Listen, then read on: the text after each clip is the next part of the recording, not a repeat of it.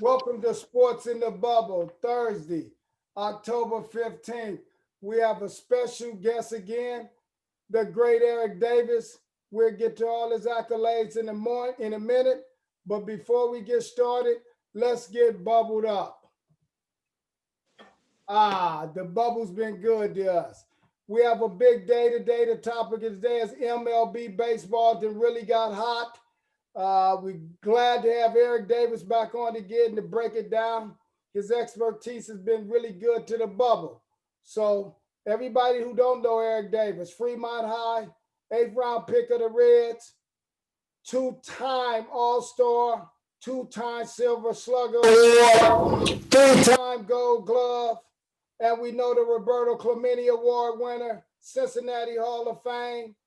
He's the cream of the Della cream. This guy has a book, Born to Play. You got to go out and get it. First man to steal 50 bases and hit 30 home runs. There's so much I got to say. How you doing today, E? We're going to turn it over to you. The topic today is the MLB, and later on we'll go to that NBA with Tyrone Lujan. But how you doing today on Thursday? Man, son, I'm good, man. I appreciate that introduction, man. I might have to hire you as my publicist. You know what I'm saying? You still making it all exciting to get on the bubble, but I'm ready to get bubbled up.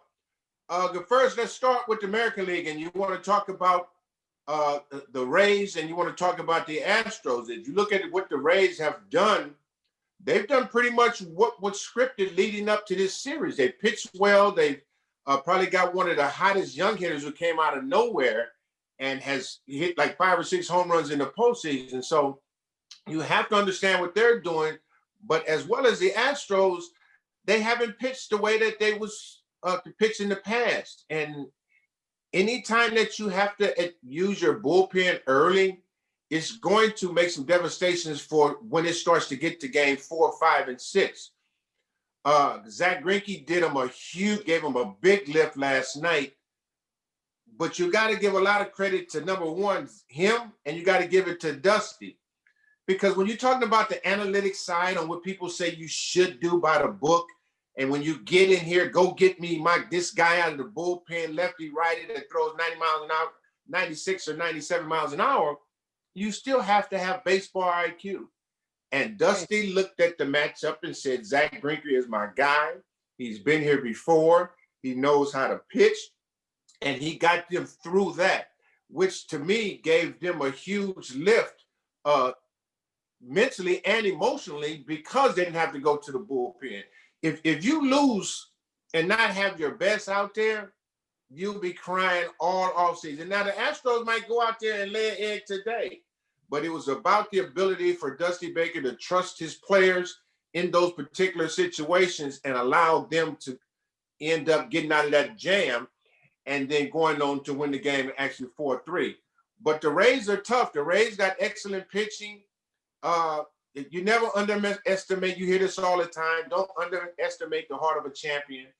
And so you're going to have to beat Houston. And the longer that the Rays keep them in this, you'll start to see the tide of the nervousness shift back to the Rays. So anytime that you're trying to close out, no matter what sport it is, when it's time to close out, you want to close it out. So hopefully, from my buddy's standpoint, Dusty's side, that they can keep it going. But it's a lot of people down in Florida hope the Rays close this thing out. Oh, yeah, you really touched on Dusty. I see, yeah, he's a real close friend of yours. I see you get animated when you talk about the Dusty Baker. I think you still give Astros a chance because of Dusty. Yeah. And if they can get the pitching staff on board and start getting some key hits, I think they got a great chance. I want to get into the historic night that Los Angeles Dodgers had, huh? What you say, 11 runs in 1 inning? Give me your take on the Dodgers now, getting 11 runs in 1 inning. Have you seen that before? Go ahead, great Eric Davis. Actually, when I was playing for the Reds against the Astros, we scored 14 in the first. So I've been one of those guys that got 2 hits in the first inning, so I really know how that go. I was 3 for 3 in the third inning and didn't play no more, so I've been part of that. In the postseason, not so much. I'm not surprised that happened because the Braves gave the Dodgers life in Game 2 when they had them 7-0 and 8-2. Have them come back and start to swing the bats the way that they did. even in a losing cause, you can see that excitement. The Dodgers, you saw some cockiness. You saw we can touch these guys, and then coming out yesterday and dropping the beads on them from everybody getting grand slams and 2-1 homers. So it kind of stole something away from the Braves' moxie. Now the question is, can Kershaw keep that moxie going, or can he kind of diffuse it? So this is the biggest game he'll ever pitch in his career so far, because it's going to change the momentum one way or the other. If the Dodgers get this game, the Braves are in trouble. If the Braves get this game, they're up 3-1. So by giving them hope at the end of a game, everybody said the Braves were up 2-0, but you saw the Dodgers get to another level. So now the Braves have to come out and kind of subdue them a little bit with their starting pitching. The Braves got a good young team, and the enthusiasm on how they present themselves, running the bases. We talked about that, how they play good old-fashioned baseball. They got boppers, and they got guys who can hit the line drive, the Freddie Freemans of the world, but they run the bases. They go head first. They slide. They try to keep the pressure. And anytime that you in these type of situations where a mistake you can gain from or lose from, you want to be with them teams that's making teams try and be nervous or make them make that mistake. So it's going to be huge for the Dodgers. But man, that's why we bring on and be fortunate enough to have Eric Davis on to talk inside of baseball, things that the average athlete or person don't understand in baseball, the momentum swing. He used the terminology beads. I never heard that in baseball. Something with beads you said. So you might have to go back over that with me later on. I mean, you broke this game down about how to steal these bases, how to move runners over, how the momentum changed with the Dodgers, and how they brought life back to the Dodgers batting order in that other game in game 2 when the Dodgers rallied back. Now, I'm going to tell you something else to watch too, Dane, is when the Dodgers get to a point to where there's going to be a decision that Roberts is going to have to make with Kershaw, like Dusty did with Zinkery. And over the past, he's gone to the bullpen. And even when Kershaw pitched the last year, when he pitched the great 7th inning, he went to him again. So it's going to be a decision that he's going to have to make. And does he make the analytic move and go to his bullpen, or do he make the baseball move for what his eyes say and stick with Kershaw? That's going to be the key to whether the Dodgers go to their bullpen early or they go to their bullpen late. See, this is when you bring on Eric Davis, all-star, right? He mentioned the word analytics. This is one of our segments we're going to have on how to break down analytics and where you have the human body that's on the field doing it versus the numbers game of analytics in the computer. It's a big contrast in sports right now.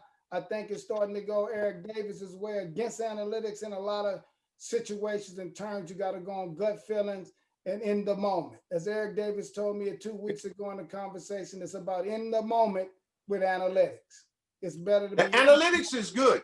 The analytics on is good. And it's a part of sports, and it will always be a part of sports, but it's not new. Anytime you're dealing with numbers and you're talking about preparation, you're talking about things that have happened in the past. And that's what analytics are. They're things that have happened in the past to prepare you for what's going to happen in the future. And unfortunately, analytics can tell you what's going to happen in the moment. And once the national anthem plays, then to me, the analytics become irrelevant. And now it's about what I see from inning, from matchup to matchup, to pitcher, on who's swinging the bat well, who's not swinging the bat well. Not just to say, well, he's not supposed to face this guy because he's a left-hander, or I got to go bring a left-hander in because the analytics say this is the way I'm supposed to manage this game. And once you can be able to put both of them together, then you'll have success, because everybody wants the data to know how to prepare. That's all it is. How am I going to prepare for what Dane Suttle was going to do? Am I going to make him go left? Can he score going left? Can he score going right? What's going to give me the best chance to try to stop Dane Suttle? It was really no good chance of stopping you unless you was off. So once you see the game, and he's having problems going left, I'm gonna keep forcing him going left. So the book tells you certain things, but once you get in the now, it's about, can I make that adjustment from a hitter to a pitcher, from a pitcher to a hitter? Oh man, we got it today, didn't we? Boy, Eric Davis brought it to us. Look, this is high IQ stuff. You just can't get this anywhere. Boy, look, the bubble is good. We have the great Eric Davis on. I want to get his take. He loved the MLB right now. I'm loving it. It's hot. The NBA is over. Eric spoke about that. He still get Dusty a shot. The Dodgers Baston woke up. I want everybody to tune in at 2 o'clock Western time with them Astros in Tampa Bay. Then later on, watch that Dodger wrecking crew going. I would love to look at Mookie Betts hit. I got one take before we leave with the great Eric Davis today.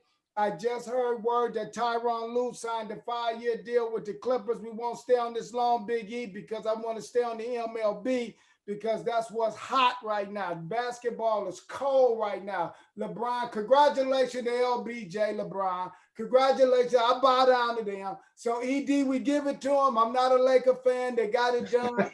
What you think about the take on Tyronn Lue? Tyronn Lue take. Well, I don't really know. Honestly, I don't really know what the take is going to be. I would assume that Doc Rivers overstayed his welcome a little long. I don't know if the players kind of bought into some of the things that he was trying to get done.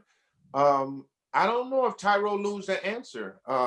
If you look at what Tyronn Lue did with LeBron James in Cleveland, they won a title, and then you look at what he did when LeBron James left. So was it about LeBron James, or was it about the ability for Tyronn Lue? I think what advantage Tyronn Lue had was coming on that staff and watching and seeing how Doc did what he did, and understanding how he can get the best out of Kawhi Leonard, how he can get the best out of Paul George.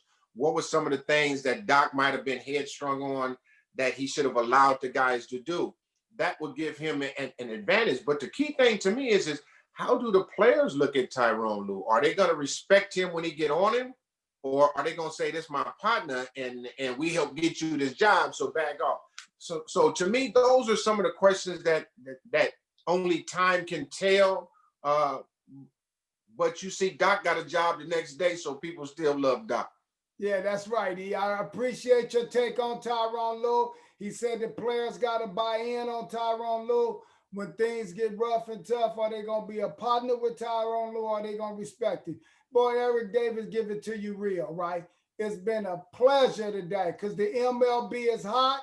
You won't get a better guy to analyze the game of baseball, to break down the analytics like Eric Davis can. The Magnum 44, he can jump over the wall, he can jump through the basket. So have a great day, E. Speed and combo and power, right, baby?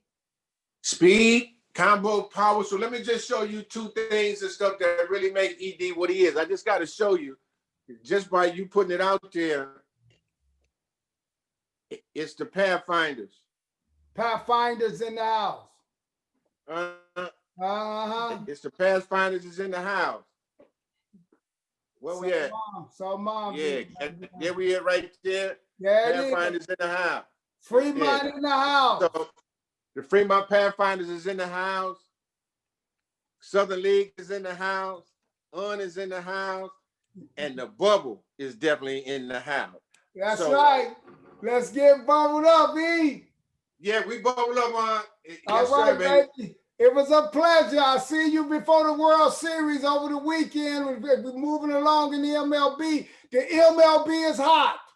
Have a bubble. The MLB is on fire, baby. Hey, enjoy out there in Arizona. I know it's hot. You by that pool. Enjoy the MLB today, great Eric Davis. One love, baby. Appreciate the bubble on. All right, baby.